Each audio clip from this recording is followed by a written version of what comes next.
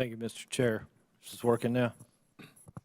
Gentlemen, thank you so much for being with us this afternoon. And I've got to tell you, in sitting here and watching you be still for as many hours as you did at our age is a real test of stamina. So you have my respect. You're going to have to tell me how you do that sometime.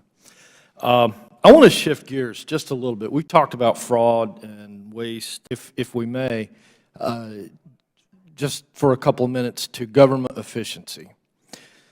Through the pandemic, I have observed across all industries, because of the loss of workforce, and we could get into the reasons for that. That's a whole series of hearings, I'm sure. But every industry that I talk to seems to have been forced to reinvent itself through the pandemic, and now that the pandemic is coming to a close. And by reinvent itself, I'm talking about doing more or the same job with fewer people. In serving as an appropriations chair for the state of North Carolina immediately before I got here, it occurs to me because every state agency that was coming to me asking for their appropriation for the following year was asking for more, not less. And I'm just curious what you might be seeing, or are you in a position to comment on, has government been able in any way to reinvent itself? This Congress is on the cusp of having to make some really critical decisions to raise the debt limit, to change our spending trajectory. And I'd like to know that government is working as hard to reinvent itself and do more with less, just like every other industry out there is doing. Do you have any evidence or commentary on that observation? Yeah. I don't know if I'd put it in the category of reinventing itself, but for 11 years now, I issue an annual report to the Congress on overlap, duplication, and fragmentation in the federal government and how to achieve cost savings and perhaps revenue enhancements. And we've issued almost 1,300 recommendations over that period of time.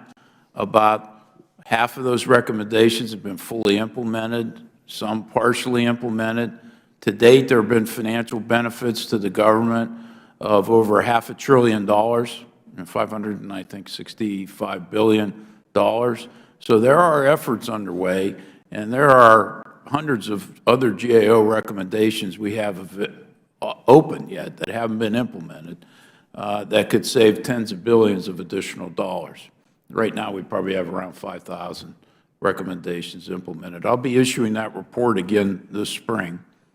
And we also have the high-risk list that I referenced earlier in areas in need of transformation.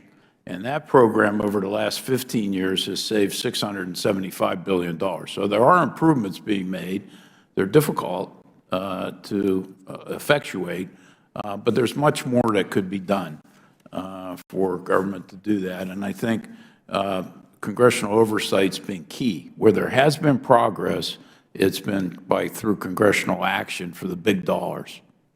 Thank you. I'll be waiting on that report. That'll be my favorite read this spring. One other quick question. I know from chairing oversight of unemployment in North Carolina, the federal government had this process where they came back and asked for unemployment funds that had already been appropriated through a process called sequestration. Are you familiar with that? And if so, can you tell me nationwide how many dollars were sequestered, and of that, how many were actually recollected from the states? Yeah. I'm not familiar specifically with the unemployment insurance program. The only sequestration I'm familiar with was due to the Budget Control Act of 2011. And by there, the Congress set limits on discretionary spending.